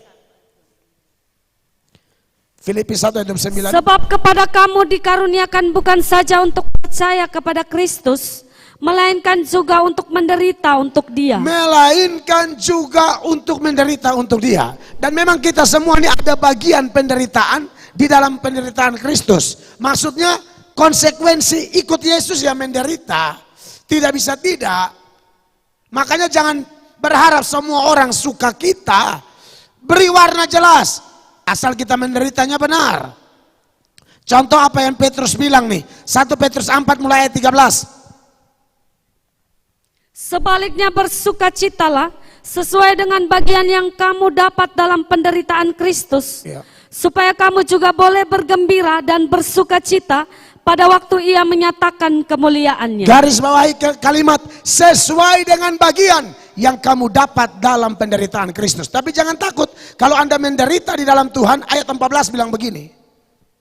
Berbahagialah kamu jika kamu dinista karena nama Kristus, sebab roh kemuliaan yaitu roh Allah ada padamu. Iya, roh kemuliaan ada padamu. Jadi kalau ada saudara yang menderita seperti saya dulu, menderita tapi bukan karena Kristus, karena mencuri, ya aniaya orang, tusuk orang, rampok orang, lalu saya di penjara, dikejar-kejar, ada juga orang mau bunuh saya berkali-kali.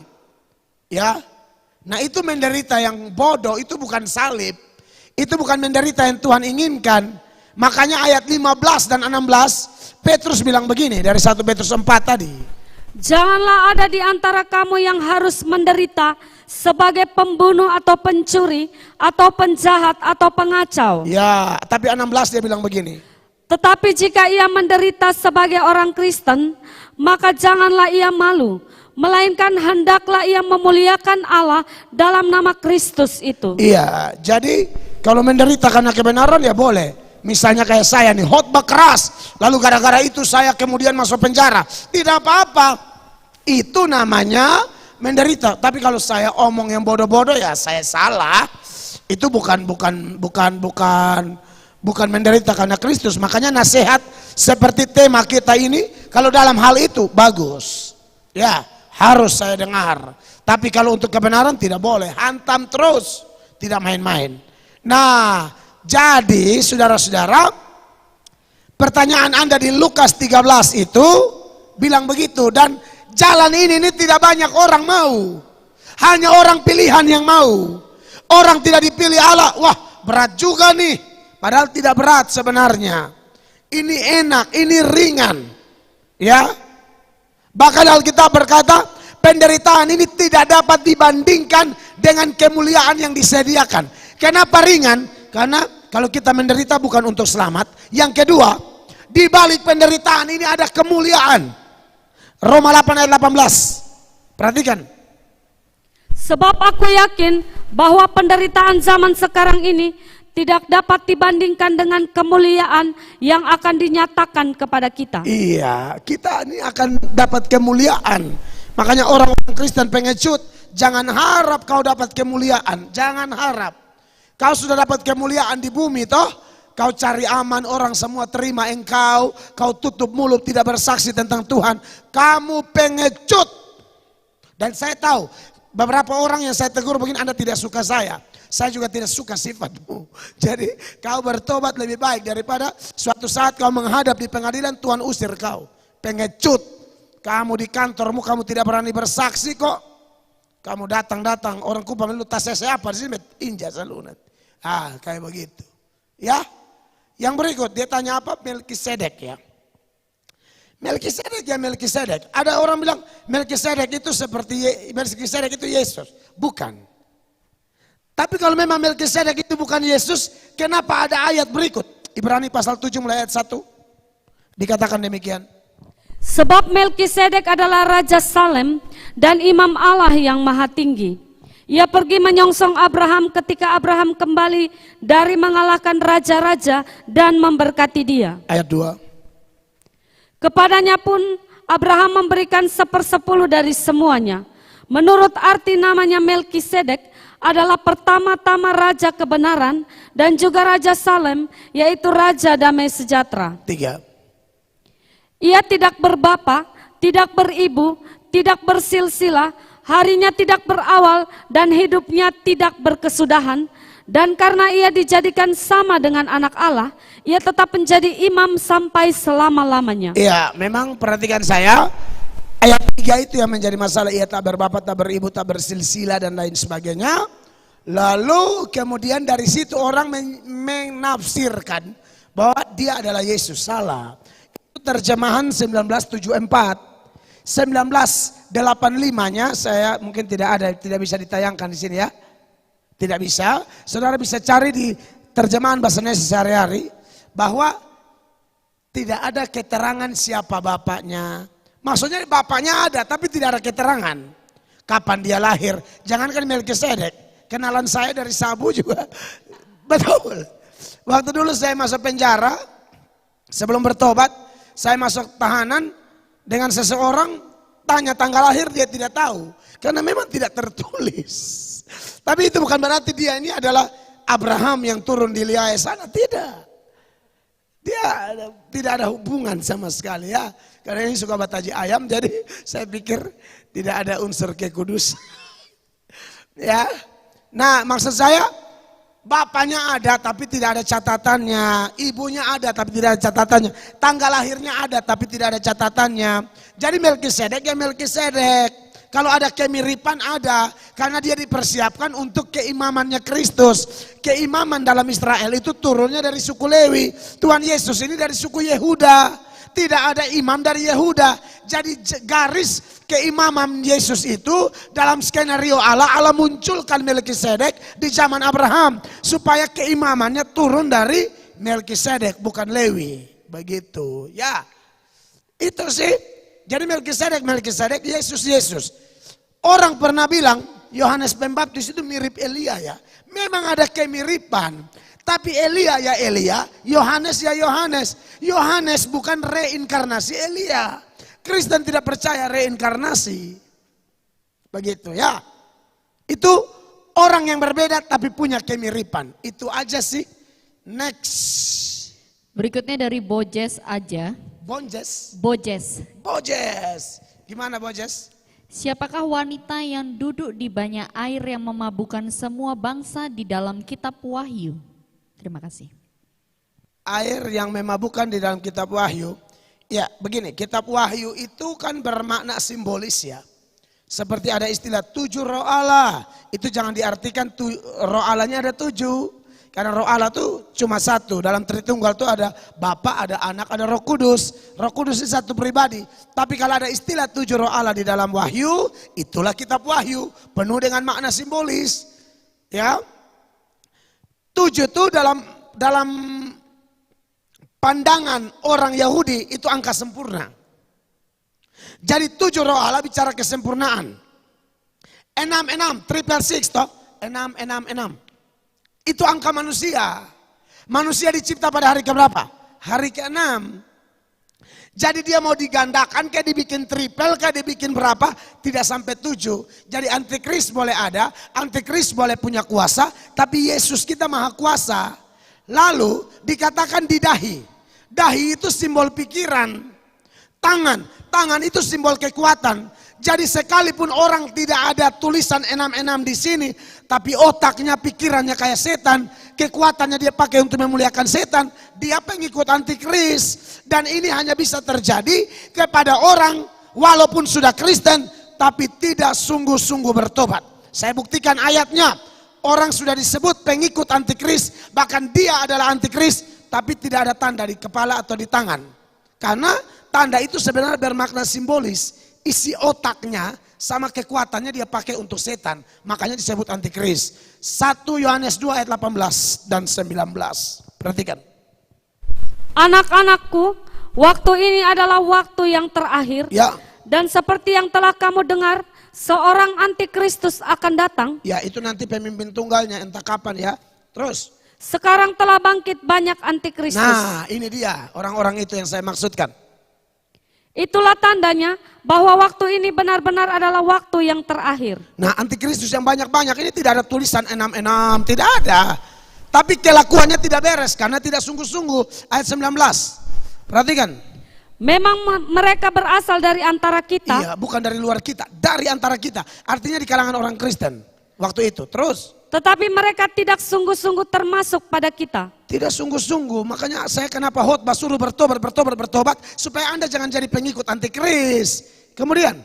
Sebab jika mereka sungguh-sungguh termasuk pada kita, ya, niscaya mereka tetap bersama-sama dengan kita. Betul. Tetapi hal itu terjadi supaya menjadi nyata bahwa tidak semua mereka sungguh-sungguh termasuk pada kita. Iya, garis bawah ya. Mereka tidak sungguh-sungguh termasuk pada kita. Jadi Anda yang belum sungguh-sungguh, ayo bertobat ya. Nah, perempuan yang memabukkan itu saya yakin itu simbol dari kebejatan moral yang akan terjadi di zaman akhir menuju akhir zaman. Akan ada kehidupan duniawi, kemabukan, seksual dan lain sebagainya. Ya, next. Berikutnya dari Alir Hans Dijk. Ya, silakan. Shalom Bapak. Ya. Bagaimana tanggapan istri Ayub dan teman-teman Ayub yang keras terhadap ujian yang Ayub alami, serta tanggapan Ayub yang tetap mempertahankan imannya? Terima kasih. Oh, memang itu istri otak agak miring ya. Ya, makanya Ayub akhirnya bilang, gila kau ini kan. Gila kau, masa macam mana ya kau? Kau mau yang enak aja waktu abang lagi jaya-jayanya kan? Kau bilang aku cinta abang. Bagian abang udah kayak begini kau suruh kutuk Tuhan Allah. Makanya di dalam Ayub pasal 2 ya, mulai ayat 8 deh sampai 10. Perhatikan. Lalu Ayub mengambil sekeping beling untuk menggaruk-garuk badannya sambil duduk di tengah-tengah abu. 9.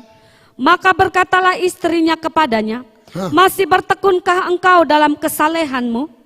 Kutukilah Allahmu dan matilah. Istri-istri, tunggu, tunjukkan muka saya dulu.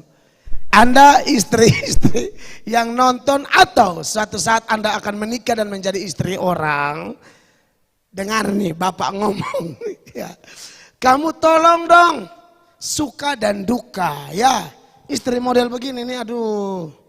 Tapi ya ini Tuhan catat supaya jadi pelajaran bagi kaum perempuan di zaman ini. Ini kebetulan singgung perempuan. Yang laki-laki kan saya sudah tegur lama tadi itu dari awal khotbah. Nah yang perempuan juga tolong dong jadi istri yang saleh, yang bertobat, yang memahami rencana Allah. Untung Ayub paham, makanya Ayub hantam dia, Ayub bilang kau perempuan gila. 10. Perhatikan.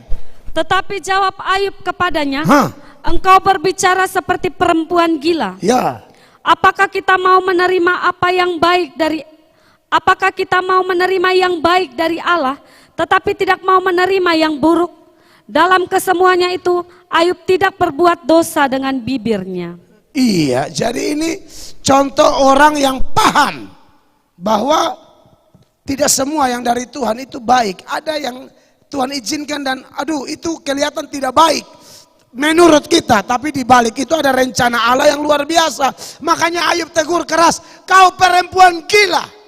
Apakah kau mau yang baik tapi kau tidak mau yang tidak baik? Saya ingat dalam Pengkhotbah 7 ya, ayat 14. Coba tunjukkan ayat ini supaya kita semua tahu bahwa Allah itu bekerja tidak hanya hal enak, tapi yang tidak enak juga. Silakan. Pada hari mujur bergembiralah. Oke. Tetapi pada hari malang ingatlah. Ingat. Bahwa hari malang ini pun dijadikan Allah seperti juga hari mujur. Yes.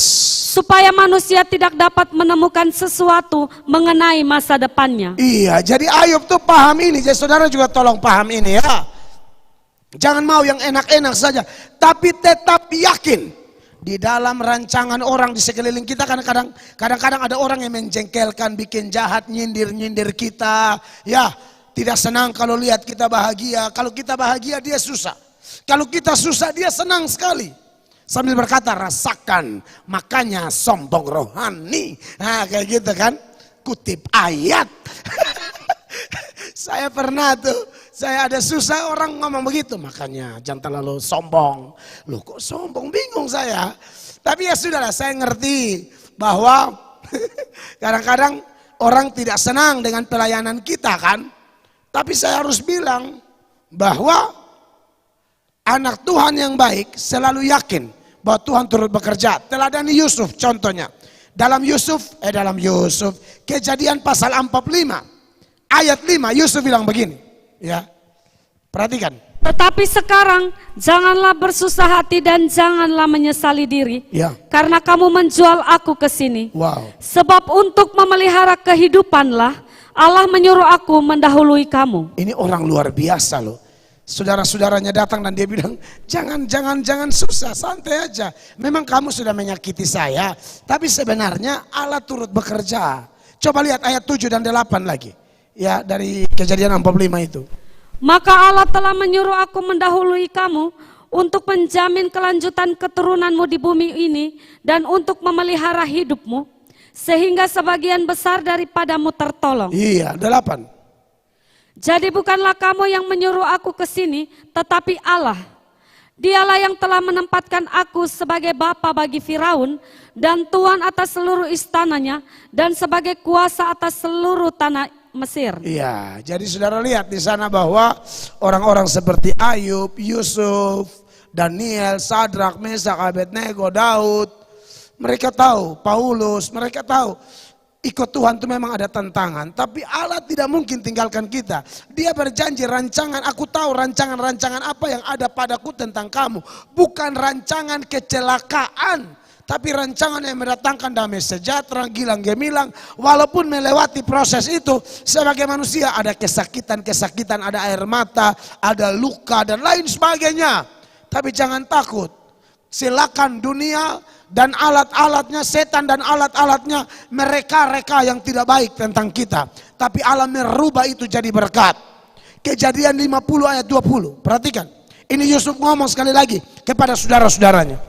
Memang kamu telah mereka-rekakan yang jahat terhadap aku, tetapi Allah telah mereka-rekakannya untuk kebaikan, dengan maksud melakukannya seperti yang terjadi sekarang ini, ya, yakni memelihara hidup suatu bangsa yang besar. Saudara, saya suka sekali ayat ini. Memang kamu telah mereka-rekakan yang jahat terhadap aku, tetapi Allah telah mereka-rekakannya untuk kebaikan. Perhatikan saya. Inilah contoh teladan iman dari tokoh-tokoh Alkitab yang Tuhan izinkan dicatat dalam kitab suci supaya Anda dan saya teladani. Termasuk Ayub juga, ya. Jadi bagaimana respon Ayub terhadap istrinya dan kawan-kawannya? Yang pertama, salah tetap tegur. Tapi yang kedua, selalu percaya Allah tidak pernah tinggalkan kita. Walaupun kadang-kadang kita lemah, Ayub sempat lemah, sempat ada omel-omel sedikit. Tapi ketika Allah bekerja memulihkan dia, Ayub 42 ayat 1 dan 2, Ayub bilang begini, perhatikan. Maka jawab Ayub kepada Tuhan, aku tahu bahwa engkau sanggup melakukan segala sesuatu dan tidak ada rencanamu yang gagal. Wow, inilah orang benar. Saudara, istrinya model kayak begitu, kawan-kawannya tidak setia. Tapi Anda lihat, Ayub tetap percaya Tuhan. Salah tetap tegur, makanya dia bilang, hei perempuan gila. Itu bukan kata-kata main-main gila loh, keras sekali itu. Tapi memang harus diomongin orang kayak begini. Enak saja, hanya mau yang enak-enak, tidak mau yang tidak enak. Tegur keras. Ya, lalu ayatnya yang ketiga dan keempat dulu. Saya suka dengan ayat selanjutnya dari Ayub tadi. Firman-Mu, siapakah dia yang menyelubungi keputusan tanpa pengetahuan? Itulah sebabnya tanpa pengertian aku telah berbicara. Aku telah bercerita tentang hal-hal yang sangat ajaib bagiku dan yang tidak ku ketahui. Ayat 4. Firman-Mu dengarlah, maka akulah yang akan berfirman. Wow. Aku akan menanyai engkau supaya engkau memberitahu aku. Ayat 5. Hanya dari kata orang saja aku mendengar tentang engkau. Tetapi sekarang mataku sendiri memandang engkau. Sampai di situ ya. Jadi Ayub akhirnya lebih mengenal Allah lagi ya. Jadi saudara, kita semua pasti ada masalah. Tuhan pasti izinkan, kita tidak tahu 1-2 hari ke depan penuh dengan misteri. Tetap kuat sama Tuhan ya. Doakan, kita saling mendoakan. Saya mendoakan Anda, Anda mendoakan saya. Dan di akhir live malam ini saya mau mendoakan Anda. Anda harus mau didoakan. Dan ingat, besok saya khotbah lagi jam 7:30 ya. Itu memang tidak ada tanya jawab. Jadi Anda ikut ibadah raya tengah minggu, saya akan khotbah di channel ini juga. Jadi saya harap Anda masih mau belajar firman dan akan ada pelajaran-pelajaran firman yang akan membangkitkan kita dan membuat kita mengenal Tuhan lebih dalam lagi. Apapun masalahmu sekarang, sakit penyakit, bawa kepada Allah. Tantangan rumah tangga, persoalan keuangan, ekonomi, pekerjaan, bawa kepada Allah. Engkau banyak melakukan dosa dan melalui khotbah ini engkau merasakan engkau disentuh, datang kepada Tuhan, mengaku dosamu dan engkau akan lihat, engkau akan dipulihkan oleh Tuhan. Mari kita berdoa. Arahkan tanganmu di kamera dan mari kita berdoa.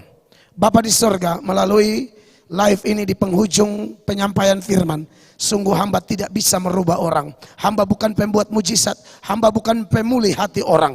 Tapi Tuhanlah yang mengutus hamba bicara atas namamu. Hamba tahu pada diri hamba ada kuasa. Hamba mohon di dalam nama Tuhan Yesus Kristus, malam ini yang mau bertobat, Tuhan jamah dia, ampuni dia, selamatkan dia, bersihkan dia dari dosa-dosanya. Pada waktu anakmu sedang mengangkat tangannya, dia mengaku dosa-dosanya. Hamba berdoa dalam nama Yesus, dia menjadi ciptaan baru. Yang lama sudah berlalu, sesungguhnya yang baru sudah datang. Berkati dia Tuhan, pakai dia Tuhan menjadi alatmu yang ajaib bagi kepentingan kerajaanmu. Begitu juga dengan teman sahabat hamba yang sudah melayani Allah, tapi karena pengaruh godaan dunia, dia sempat jatuh dan gagal. Dan dia sedang tidak nyaman sekarang, dia lagi stres. Itulah tanda Kristen yang sejati. Jatuh dalam dosa tidak pernah menyenangkan. Tapi waktu dia bangkit lagi, dia boleh bergirang, bersuka cita, bersemangat lagi. Nama Tuhan dipuji, dipermuliakan. Setiap saudara hamba yang mengikuti Tuhan dan masalah belum habis-habis, ada masalah rumah tangga, keuangan dan lain sebagainya, hamba berdoa dalam nama Yesus, pulihkan rumah tangga mereka. Selamatkan suami-suami yang belum bertobat, selamatkan istri-istri yang belum bertobat, selamatkan anak-anak yang belum bertobat, selamatkan orang tua yang belum bertobat. Dalam nama Yesus, hamba mohon keselamatan di atas mereka. Juga hamba berdoa ya Bapa, bagi saudara-saudara kami yang terkena sakit tertentu, kena COVID atau yang lainnya. Allah kami dahsyat, Allah kami pembuat mujizat, bagimu tidak ada yang mustahil. Di hadapan Allah yang maha kuasa, pencipta langit dan bumi, kami mohonkan belas kasihan, kesembuhan dalam nama Yesus. Saudara-saudara kami yang sakit disembuhkan, dipulihkan, dan melalui ini mereka tambah cinta Tuhan. Ya Bapa, biar kehendakmu, waktumu, kasih setiamu dinyatakan dalam pelayanan kami ini. Terima kasih banyak Bapak. Hamba dan tim juga Tuhan berkati. Besok kami akan melayani lagi lebih dahsyat lagi. Kasihani hamba dan tim. Kami adalah orang-orang yang tidak layak, tapi Engkau telah selamatkan kami. Begitu juga saudara-saudara kami yang setia mendukung channel ini untuk kepentingan kerajaan-Mu. Diberkatilah kami semua.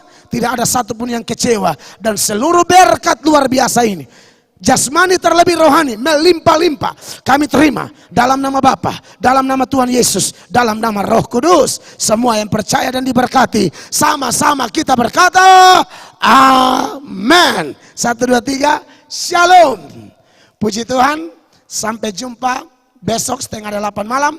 Saya khotbah di channel ini. Saya harap Anda semua dan saya juga semakin bertumbuh di dalam Tuhan. Sebarkan video ini, lebih banyak orang diselamatkan, diberkati dan dipulihkan. Saya Pendeta Melato dan tim pamit mundur. Sampai jumpa and God bless you all.